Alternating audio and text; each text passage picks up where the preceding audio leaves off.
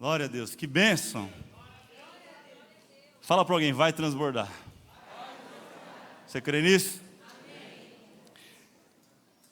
Eu quero falar hoje um pouco sobre promessas. Promessas, diga promessas. Há uma discussão muito grande aí dos teólogos. Eu, como não sou teólogo, não vou entrar nessa discussão.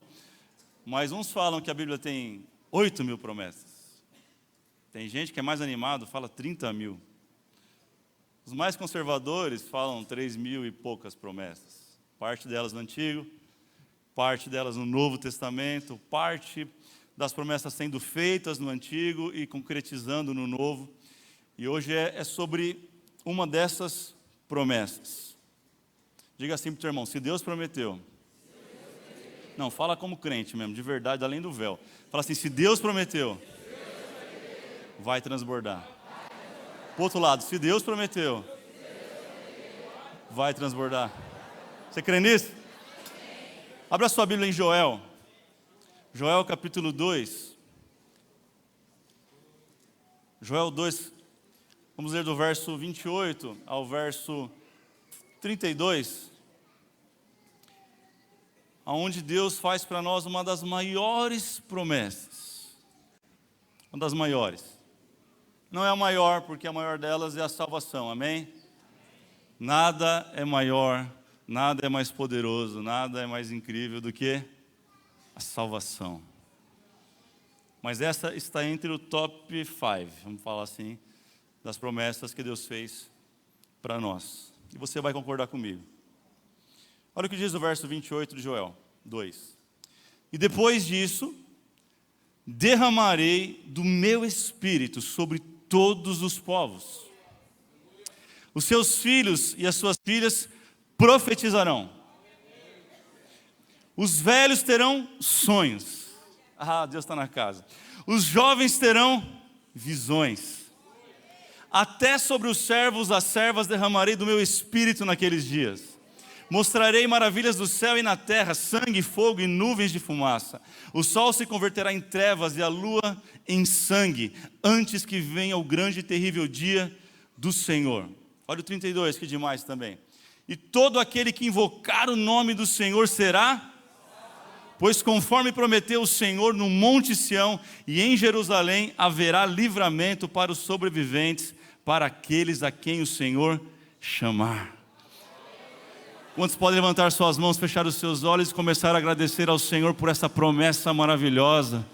Oh, Pai, nós te agradecemos porque somente nesses 4 versos o Senhor tem 2, 3, 4 promessas para o seu povo e aqui estamos, Senhor, prontos, desejosos, querendo viver as tuas promessas, tudo que o Senhor tem para a gente, ó Pai. Nós não abrimos mão de nada que o Senhor tem para nós. Nós queremos tudinho, ó Pai, daquilo que o Senhor tem para a nossa vida, Pai. Nós não queremos abrir mão de nada, nós não abriremos mão de nada. Nós somos desejosos, não aquilo que o Senhor tem para o nosso irmão, não aquilo que o Senhor tem para o nosso vizinho, não aquilo que o Senhor tem para o irmão do lado, mas aquilo que o Senhor tem para a gente, ó Pai. Nós queremos tudo, todas as promessas. A tua palavra diz isso para nós tomarmos posse da tua promessa, Pai. E hoje eu creio que sairemos aqui transbordantes pela tua promessa e o teu favor sobre nós. Quem crê, diga amém. Amém. Existe uma promessa, gente. Existe uma promessa. Só esse texto tem várias promessas, mas eu quero focar na promessa do Espírito Santo. Ele disse que naqueles dias eu enviarei do meu Espírito e derramarei sobre toda a carne. Diga toda a carne. Sabe, Deus não é qualquer um. Deus não é como eu. Deus não é como você, que promete e não cumpre. Deus não é como um político, que muitos deles só sabe, gente? Poucos cumprem. É ou não é?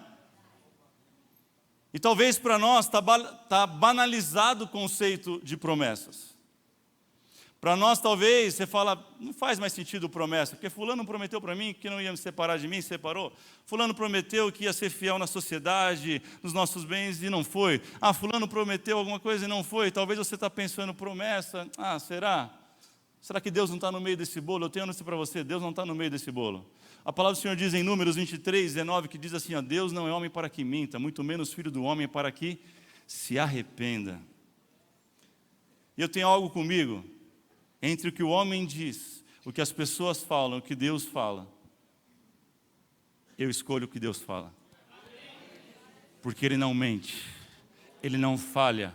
Aquilo que Ele prometeu, Ele vai cumprir. A palavra dele mesma diz, explicando que aquele que prometeu é fiel para cumprir. Aquele que prometeu é fiel para... Pode o homem ser infiel? A Bíblia diz que Deus permanece fiel à sua palavra. Entenda isso. Deus, Ele é fiel à sua palavra.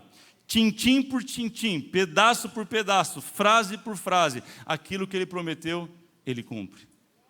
O que você carrega na sua mão não é somente uma Bíblia, não é um livro qualquer de história barata. Entenda isso. Não é a história da carochinha, não é um conto de fadas. Que nós carregamos muitas vezes na nossa mão, no nosso celular, ou seja onde for. A Bíblia é a palavra de Deus. Ela é imutável, ela é eficaz, ela é mais cortante que espada de dois lados. Única apta a discernir o pensamento, o coração, as emoções. A palavra de Deus é fiel, querido. Deus, Ele é fiel à sua palavra. Amém ou amém? Eu não tinha nada não. Ia pegar mal. Eu tinha. Mas eu não tinha a menor convicção do que pregar até hoje de manhã. Tinha alguns textos, algumas ideias. Eu compartilhei com ele agora. Ele perguntou, e aí, vai falar sobre o quê? Eu falei, rapaz, fiquei sabendo hoje. O Espírito Santo só resolveu falar hoje. Que ele tem dessas, ele é desses. Que deixa para a última hora, às vezes. Eu estava com uma palavra, ia falar sobre finanças, para você ter uma ideia, não tinha nada a ver. Transbordar na vida financeira, olha que benção. Mas o Senhor falou, não, vá, Joel. Vá na promessa que eu fiz do meu Espírito. Enquanto eu escrevi algumas coisas, o Senhor me fez lembrar, e eu acho que eu nunca contei aqui, mas eu gostaria de compartilhar um pouco com vocês da nossa história da Além do Véu Santo André. Alguns que estão lá com a gente, talvez já ouviram isso por partes, mas eu queria sintetizar hoje, mas para que você ouvisse de fato e entendesse de fato um pouco de como tudo aconteceu. Quem quer saber? Diga amém. Vocês são curiosos pra caramba, sabia que vocês não queriam saber. Sabe, a gente, em primeiro lugar, talvez você ouviu isso diferente, mas a gente nunca desejou abrir uma outra Além do Véu aqui por perto. Esse foi um sonho que nunca passou para o nosso coração. Meu pai sabe disso. Não era algo que estava no meu coração, abrir uma igreja. Nem Além do Véu, e nem de outra denominação tão pouco, né? A minha cabeça sempre foi, cresci aqui, eu passei minha vida aqui, eu vou morrer aqui. São Bernardo, até morrer. Essa era a minha cabeça, esse era o meu pensamento. Meu coração, por anos, por toda a minha vida, ficou nesta casa, e quando eu falo nesta casa, é nesse ambiente, a gente se acostuma com o ambiente. Eu não é, gente, vamos falar a verdade. Eu estou aqui há tantos anos, eu vejo o irmão sentado no mesmo lugar.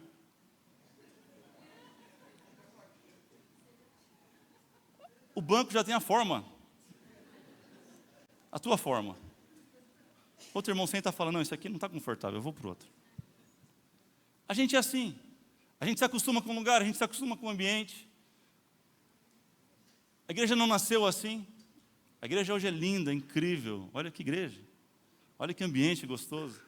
O nosso culto é um culto diferenciado. É ou não é, gente? Que lugar abençoado. Então isso sempre esteve no meu coração, eu sempre amei esse lugar, não estou falando de amar as paredes, não, mas o ambiente aqui, a atmosfera, sempre foi algo que tocou o meu coração, e esse era o meu desejo e da minha família de servir aqui neste lugar a vida toda. Todos os meus sonhos ministeriais estavam aqui, eu compartilhava com meu pai, sempre quais eram eles. E durante, pasme você, eu sei que eu tenho cara de novinho, mas por 20 anos aproximadamente, desde os meus 15 para 16 anos, quase 17, tá bom, 37 eu tenho. Eu me dediquei 100%. Não que eu fui melhor, mas eu sempre tentei entregar o melhor. Sempre fazer o meu melhor. Isso começou quando minha irmã, você não sabe, Adriana, quem sabe a gente tem uma irmã, que ela mora fora de São Paulo, mora da capital, mora no interior de São Paulo. E ela foi morar nos Estados Unidos, olha que legal. Eu tinha 15 anos na época. Adivinha quem assumiu o louvor, que ela era responsável? Pensa num cara pronto para assumir o louvor com 15 anos. Não sabia nada, irmão. Pensa numa porta. Pensa em alguém difícil de tratar. E a galera tudo tinha 15 anos. Meu primo, outro amigo que eu cresci. A gente mais brigava nos ensaios do que ensaiava, provavelmente dito. Assim começou tudo. E desde então, eu me lembro que nunca mais eu larguei, abandonei ou pensei em parar. As responsabilidades só foram crescendo. E nesses 20 anos, o Espírito Santo teve muito trabalho comigo. Pensa no trabalho que ele teve. De moldar a minha vida, meu caráter, meu pensamento, os meus ideais, enfim. Mas resumindo a história, né? Não dá para falar todo ano. No final de 2017, Deus começou a falar com a gente. Alguns ventos que eu nunca tinha sentido começaram a soprar. E Deus passou durante quase 1 ano e meio. Gente, todo tipo de profeta, eu corria do profeta. Comecei a correr, falei, não aguento mais ouvir isso aí, porque os profetas Deus levantavam, falavam sempre as mesmas coisas. Ei, eu tenho uma multidão de almas clamando pela vida de vocês. Através de vocês eu vou levar uma cidade. Eu falava, eu já estou numa cidade. Já tem uma galera lá. É uma bênção o culto, quinta-feira, uau. Gente, eu estava feliz demais. Confesso para você que eu era muito satisfeito nisso. Eu tinha alguns outros sonhos ministeriais, mas com relação ao ambiente, ao lugar, ao que Deus estava fazendo, eu estava muito feliz, muitas palavras. Eu tenho uma multidão, tenho um povo, vou te tirar daqui. Eu falei, e vai levar para onde, Deus? Tira não, deixou aqui, está tão bom. Deus chegou a falar assim, está vendo aquele LED? Você tanto sonhou com ele? Tira o teu coração dele. Para onde você vai, não vai ter LED. Eu falei, como assim, Deus? Sonhei tanto com esse negócio. Compramos, olha que é lindo, não é, gente? É lindo demais. Até isso Deus foi falando. E aos poucos, nesse 1 ano e meio, a gente não percebeu, mas Deus ele foi meio que cavando em volta da gente um buraco. Foi cavando, cavando, cavando, cavando. A última palavra que nós recebemos, hoje eu estava me relembrando e vendo algumas datas na agenda, foi no dia 9 de janeiro desse ano. E aí Deus deu um grande sinal e nós não percebemos, eu e a Dani no momento. Deus usou um grande homem de Deus que nós respeitamos e admiramos para dizer, olha só, ele repetiu as mesmas coisas que nós ouvimos durante esse 1 ano e meio. Aí no final ele disse assim, ó, ele deixou claro que era com além do véu. Mas a gente nem percebeu muito, porque nosso coração, vou falar a verdade, Deus falou, falei, amor, a gente vai mudar do Brasil. Isso começou na nossa cabeça limitada. Eu falei assim, estou sentindo de Deus uma unção para abrir uma igreja em Londres. Não sei porquê, irmão. Eu fui orar, Afeganistão não, Líbano não, Mongólia não, Londres. Eu falei, Londres é de Deus. Vocês sabem que um casal está lá, querido, a gente foi para lá visitar eles. Eu fui confiante, falei, agora Deus vai usar, que vai bradar. Fui pregar na igreja do Mark Anderson, do Jackson. Falei, alguém vai fazer uma proposta, Deus, e agora? Estou sentindo, você está falando 1 ano e meio, é agora, vai, libera. Aconteceu nada, irmão. Lindo Londres, pensa num lugar incrível, admirável. Morava lá fácil, morei. Mas Deus não me levou para Londres. Pastor Vitor, quem é Pastor Vitor, Juliana? Está quase 1 ano morando na Flórida. Eu falei, estou sentindo um chamado, não é Londres, então é Flórida, tenho certeza. Ele ligava toda semana, pastor, vamos abrir uma igreja, pastorzão, abrir uma igreja aqui na Flórida. Eu falei, vamos. E com ele foi, acho que a única pessoa que eu compartilhei, Deus está falando isso, acho que é de Deus, hein? Falei para ele, Deus está falando que vai levar, vai tirar, tira o coração e tal. Eu falei, é de Deus esse negócio. Já vai vendo aí, vai dar certo. Comecei a ver algumas coisas, documentação, como que é, e tarará, e também não aconteceu nada. Essa é a nossa mente humana, gente. Nós não sabíamos qual era o lugar, de que maneira aconteceria, quando aconteceria tudo isso. A gente só tinha uma certeza de Deus, a gente só tinha uma promessa. Diga assim, uma promessa. E essa promessa era, vai transbordar. Aonde vocês forem, vai transbordar. vai acontecer algo poderoso, vai acontecer algo sobrenatural. É mais rápido que vocês imaginam. Deus tem um povo clamando, tem um povo que precisa de vocês lá e vai transbordar. Essa certeza ela era concreta no nosso coração. Por isso que eu falo para você hoje, aquilo que Deus promete, meu irmão, guarde no seu coração, Ele cumpre. Ele cumpre. Você crê nisso? Homem promete e não cumpre, Deus jamais falha. Esse texto tem muito a ver com isso, porque o povo de Israel está debaixo de uma, diga, promessa. Qual é a promessa? Vou derramar do meu espírito sobre toda carne. Sobre toda? Deixa eu correr aqui, isso aqui. Nós lemos Joel 2. Sabe quando essa promessa começa a cumprir? Diga Atos 2. Diga Atos 2. Não sei se você sabe, mas Joel 2 para Atos 2 existem aproximadamente mais ou menos 400 anos. 400 anos. E lendo esse texto hoje, o Senhor começou a ministrar algumas coisas no coração, com aquilo que nós aprendemos, com essa promessa que Deus nos deu e está cumprindo na nossa vida. E eu notei algumas coisas, eu quero que você anote. Se você tem costume de anotar, anote. Se você não tem, comece a anotar, isso é bênção para a tua vida. Número 1, o problema nunca está na promessa. Diga assim, o problema nunca está na promessa. Diga assim, o desafio sempre é a espera. A questão não é se Deus vai fazer, isso não é discutível. Deus, Ele prometeu, Ele cumpre. A questão é, o que fazer enquanto Deus não faz? E algo nós entendemos muito cedo e aprendemos. Enquanto Deus não fizer, a gente continua fazendo o que a gente está fazendo. A vida não parou. Esse ano e meio parou, pai? Não. Toca a vida.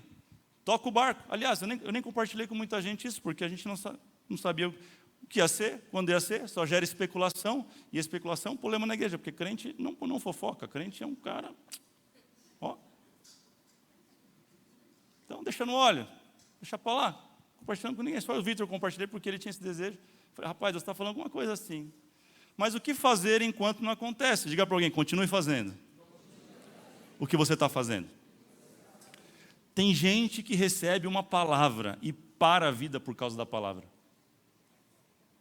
Tem alguém aqui? Para a vida. Para o que estava fazendo. Para de trabalhar. Muda o rumo por causa de uma palavra sem ter uma certeza, uma convicção e um propósito definido. Sabe, nós estávamos decididos, gente, trabalhando a todo vapor. Deixa eu te lembrar, não sei se você lembra, mas nós íamos iniciar um terceiro culto no domingo. Quem lembra disso? De verdade. Gente, todo vapor. Deus falou? Falou. Enquanto não acontecer, bora trabalhar. A igreja está crescendo, domingo não cabia gente. Vamos no terceiro culto? Vamos, gente, vamos, pai, vamos, Wagner, vamos. Conversamos, vamos, beleza. Vamos para o terceiro culto. Estou lá animado. Terceiro culto, fazendo arte, não sei o quê. E bora começar o terceiro culto. Começou o terceiro culto, gente? Não começou. Um belo dia o Wagner me liga, uma segunda-feira, acho que a última segunda de janeiro. Ele liga e fala assim, cara, você anunciou o culto? Na internet? Falei, ainda não. Então segura que eu tive uma ideia boa. Falei, legal. Quarta-feira a gente sentou, eu, meu pai e o Wagner. De costume, quase toda semana a gente senta para falar um pouco de igreja. E aí, eles viraram para mim, foi nesse dia que eu descobri assim, e aí, vamos abrir uma igreja, em vez de abrir um culto? Falei, vamos, São Caetano? Bora, Wagner, abrir igreja, São Caetano. Porque sempre ele falava da vontade que ele tinha, o desejo que ele tinha, não, que ele tem. De São Caetano, São Caetano, São Caetano. Tem alguém de São Caetano aí, diga aleluia. Vai chegar o tempo, amém? Eu falei, cara, bora, São Caetano, agora? Ele falou, não, Santo André. Eu falei, não quero abrir igreja, não. Só que aconteceu algo que foi pontual. Nessa mesma segunda-feira que ele me ligou e falou, não anuncia o culto, eu fui na casa de um amigo, vocês conhecem, Rodrigo Soeiro. Conheci a casa dele nova, comer pizza. E contando para ele, alegre, vamos abrir o culto, cara. Demais. Ele olhou para mim assim, rapaz, o que você acha em vez de abrir um culto? Abrir uma igreja de Santo André. Falei, não, cara, você está louco. Eu não quero abrir igreja. Não, isso não é para mim não, estou fora. Aí na quarta-feira, e me falou várias coisas, você faz isso, faz assim, faz assado, o Soeiro falando. Eu saí de lá bravo, falei para a Dani, lembra, amor? Eu falei, esse cara, está me ouvindo, senhor? Eu te falei para você pessoalmente, eu vou falar de novo. Esse cara está doido, mó bola joga fria, mó animado. Na quarta-feira, eles começam a falar e começam a repetir ponto e vírgula do que ele tinha falado na segunda. Aí o Espírito Santo deu aquele estralo. Em milésimo de segundo eu entendi tudo que Deus tinha falado durante 1 ano e meio. Tudo se encaixou. Tudo fez sentido. Quando eles acabaram de falar e perguntaram, você topa? Eu, como bom fleumático que eu sou. Espera um mês, daqui a pouco eu respondo. Eu vou orar. Eu vou fazer conta. Ok? Quem é fleumático aí, diga amém. Vocês nem sabem o que é isso, não sabem? Financeiro, trabalho nessa área, tudo fleumático. Os caras comedidos. E eu respondi de bate-pronto para eles. Bora. Como assim? Vai falar com a Dani? Eu falei, não. Como não? Deus já falou com a gente, 1 ano e meio. Aí eu comecei a contar para eles. Deus falou isso, Deus falou isso, Deus falou isso, falou isso, falou isso, falou isso, falou isso. E agora está acontecendo isso. Eu falei, Deus está nesse negócio. Eu aceito a proposta, o desafio, bora para Santo André. Foi assim que começou. E eu saí do tempo. Sabe, eu aprendo algo que é poderoso, irmão. A promessa não faz a gente parar. Diga assim, a promessa não faz parar. Ela faz avançar. Se algo que você recebeu de Deus está parando a tua vida, parando de fazer aquilo que você estava fazendo, estava desenvolvendo e estava sendo uma bênção, tome cuidado. A promessa de Deus, ela faz avançar. Olha só, após a crucificação, Jesus aparece algumas vezes aos discípulos. Come com eles, lá no final do Evangelho de Lucas, lá mais precisamente no verso 49 do capítulo 24, ele diz assim, ó, eu lhes envio a promessa de meu Pai.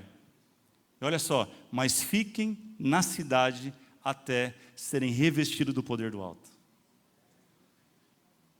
Escute isso, querido. Deus está enviando uma promessa para a tua vida nesta noite. Mas essa promessa não pode fazer você parar. Ouça o comando de Deus, obedeça a voz de Deus. Fique no lugar que Deus pediu para você ficar. Os discípulos tinham uma promessa, vai acontecer algo poderoso, vocês vão ser revestidos de poder do alto. Eles não tinham noção como que seria, que dia aconteceria, como ia acontecer, como que era o formato, mas eles obedeceram à voz de Deus e ficaram firmes. Quem quer viver um transbordar de Deus aqui, diga amém. Viva uma fase de cada vez. Aprenda que antes do cumprimento, vem a espera. Fala isso para alguém. Antes do cumprimento, vem a espera. Olha só, eles obedeceram a Jesus. E olha o início do cumprimento agora da promessa, em Atos, capítulo 2, verso 1. Leia na tela. Chegando o dia de Pentecostes, estavam todos reunidos num só lugar. De repente veio um som do céu, como de um vento muito forte, e encheu toda a casa a qual estavam assentados, e viram que pareciam línguas de fogo, que se separaram e pousaram sobre cada um deles. E todos ficaram cheios do Espírito Santo e começaram a falar em outras línguas, conforme o Espírito os capacitava. Havia em Jerusalém judeus tementes a Deus, vindos de todas as nações do mundo. Ouviam este som, ajuntou-se uma grande multidão que ficou perplexa. Pois cada um, olha que louco isso, cada um os ouvia falar em sua própria língua. Você vai entender. Atônitos e maravilhados perguntavam, acaso não são galileus todos esses homens que estão falando?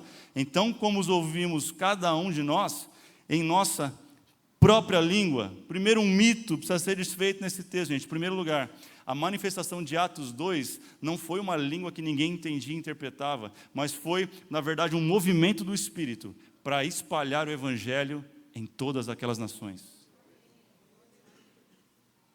Galileus falando na língua de cada um daquele povo. Você vai ler o texto, tinha gente de toda a parte do mundo. Aquele dia foi um catalisador da glória de Deus.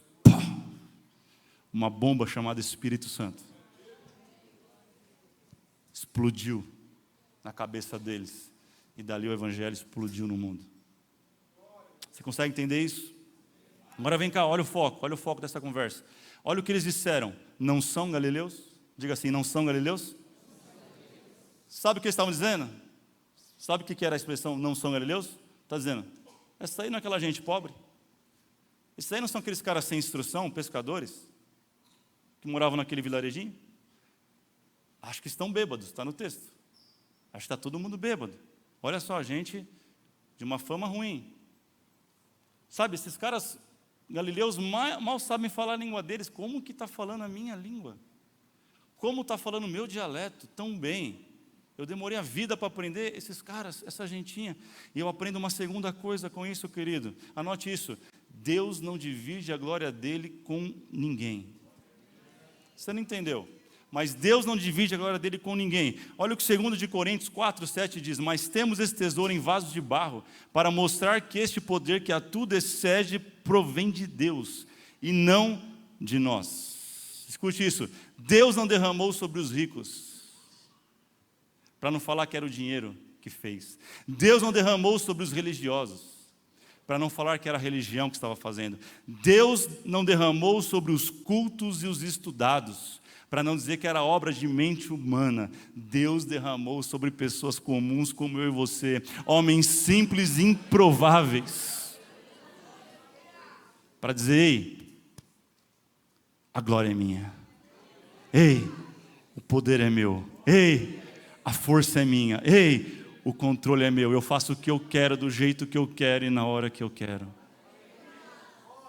Era isso que ele estava dizendo. Escuta isso, pelo amor de Deus. Deus quer derramar sobre a tua vida isso, para mostrar que Ele é Deus. Não é pela tua capacidade, não é pelo teu grau de escolaridade, não é pela família que você nasceu, não é pelas suas condições financeiras, não tem nada a ver com etnia, não tem nada a ver com classe social, querido. Ele vai fazer porque Ele é Deus. Ele é Deus. Será que você pode levantar suas mãos e adorar esse Deus por um minuto? Um minuto, querido, um minuto adorando o nome dEle, exaltando o nome dEle, sabe, dizendo: Deus, eu sei que não tem nada a ver com a minha capacidade, eu sei que não tem nada a ver com a minha inteligência. Levante as suas mãos naquilo que você não se acha capaz, levante as suas mãos, abra a tua boca e comece a dizer aquilo que você não é capaz, aquilo que você sabe, ou que você pensa que você não é capaz. Comece a dizer: eu sei, Deus, que não é por isso, eu sei que é porque o Senhor é Deus, eu sei porque o Senhor é poderoso, eu sei que é porque o Senhor é soberano. Eu sei que tudo tem a ver com o Senhor. Ah, querido, é tudo sobre Ele, é tudo sobre Jesus. Não tem nada a ver com a gente. Eu aprendi algo poderoso nesse tempo. Deus faz coisas malucas para dizer assim: ó, ei, não tem nada de envolvimento humano nisso. Eu que fiz, eu que chamo, eu que dou a promessa, isso eu que realizo. Não sei se você consegue receber isso, alcançar o que o Espírito Santo está querendo falar para você nessa noite. Olha o que João 12:32 diz: mas quando eu for levantado da terra, atrairei todos a mim. Ei, é tudo sobre Ele, não tem nada a ver com a gente, é tudo sobre Jesus, não tem nada a ver com a nossa capacidade.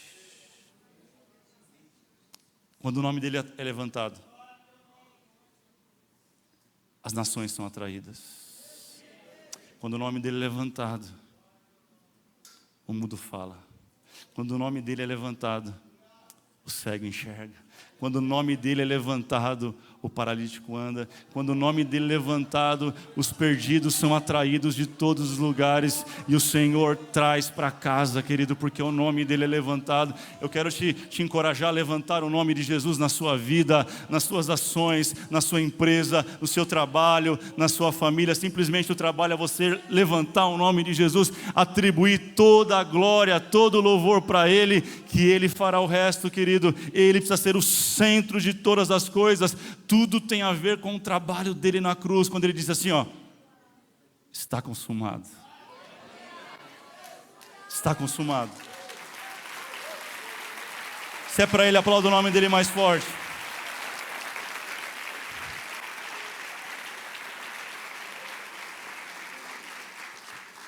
Pedro, então, um galileu, um homem simples, um homem sanguíneo. Pedro era um cara difícil de lidar, gente. Era ou não era?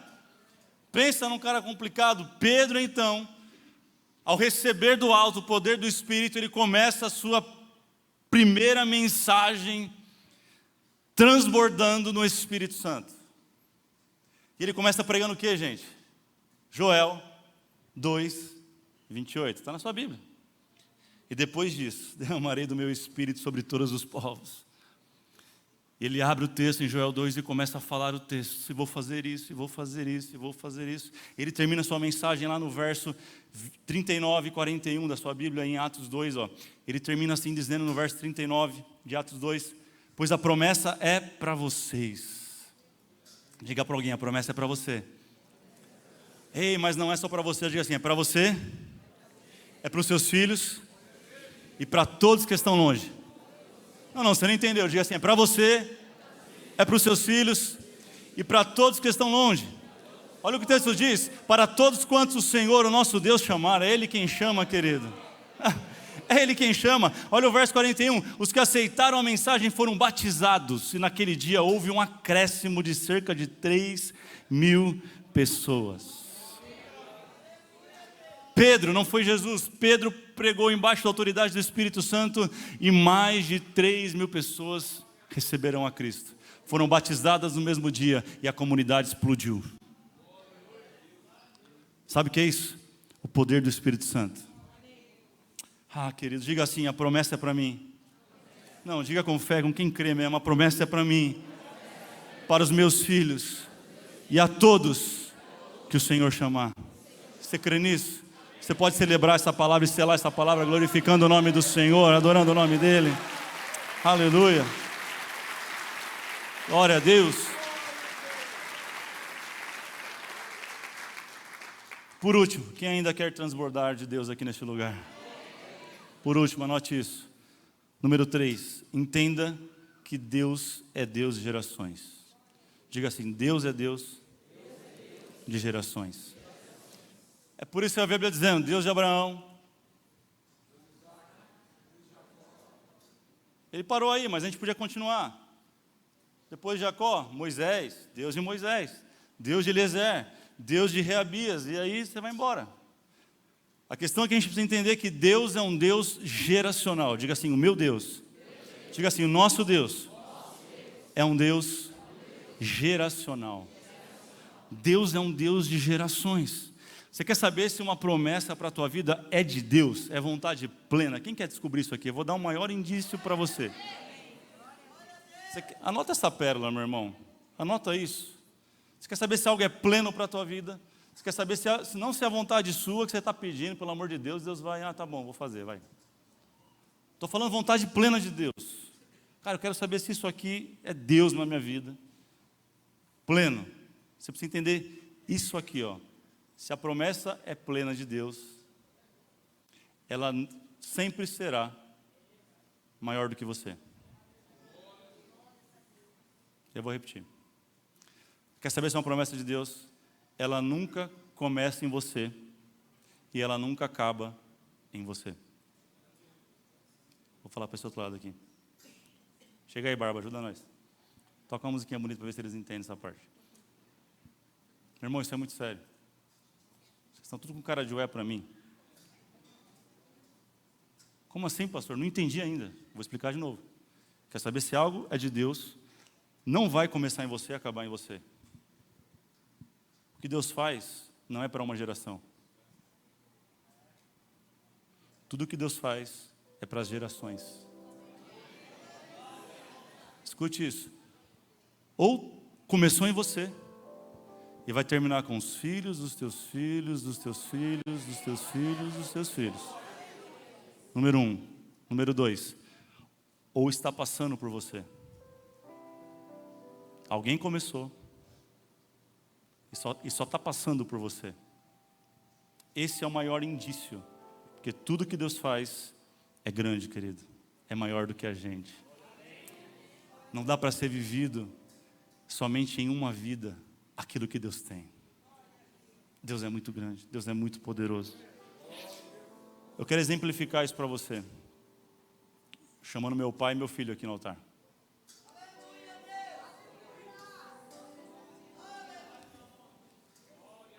Por favor. Você jamais vai esquecer disso aqui que eu vou fazer. Olha que bonito esse garoto, rapaz. Meu Deus. Fica aqui, pai. Fica aqui. Aqui. Vira para mim. Você fica aqui. Mais para frente. Um pouquinho mais para frente. Isso. Eu aprendi isso aqui. Você vai aprender isso hoje. Não vai esquecer nunca mais. Deus é um Deus de... Diga, Deus é um Deus de gerações. Pai, hoje a colheita que a gente está vivendo em Santo André, ela só é possível porque um dia o Senhor e a mãe limparam pedras, pedregulhos, ervas daninhas, arrancou toco. Sabe, muito do que eu estou vivendo hoje só é possível porque é fruto de uma semeadura que o Senhor fez no passado.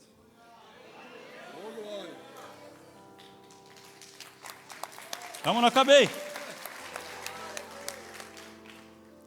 É por isso que hoje eu posso subir no seu ombro, do seu legado, enxergar muito mais longe e ir muito mais longe pela tua semeadura. Ô, glória, hein? Falou bonito, hein? Obrigado. Guarda isso no coração. Esquece não, você viu? Eu vou falar de novo. Filho, olha para mim. Meus olhos, na bolota dos meus olhos. Eu não aceito que você seja pior que eu. Você vai ser melhor que eu em tudo na vida. Tudo o que eu fiz, você vai fazer no mínimo em dobro. Ô, glória!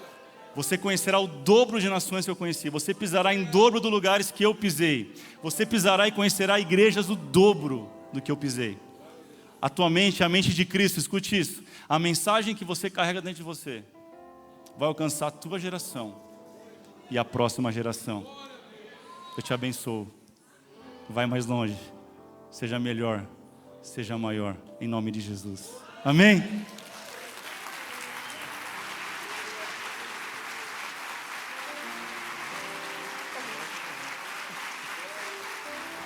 Senta lá, obrigado. Deus é um Deus de gerações. Deus é um Deus de gerações, sabe? Eu tive o privilégio de ser a segunda geração de pastores da minha família. A primeira é do meu pai, a segunda é a minha, e eu profetizo que o Lucas será a terceira. Isso não vai parar, querido. Isso não vai parar. A gente foca muito na maldição, não, porque Deus visita com maldição, não sei quantas gerações, mas a mesma palavra diz que a bênção dele é muito maior, é muito mais transbordante, é muito mais poderosa, é isso que eu creio. Aí você fala assim, pastor, mas eu não tive a chance de ter um pai que me pastoreou, eu não tive a chance de nascer num lar cristão, eu não tive essa chance. Hoje eu te apresento uma nova chance, de você começar a escrever a partir da tua vida uma nova história. Você é o responsável por aquilo que os seus filhos vão viver. Você, ei, pai e mãe, escute isso. Tio, tia, vocês são responsáveis por aquilo que seus filhos vão carregar.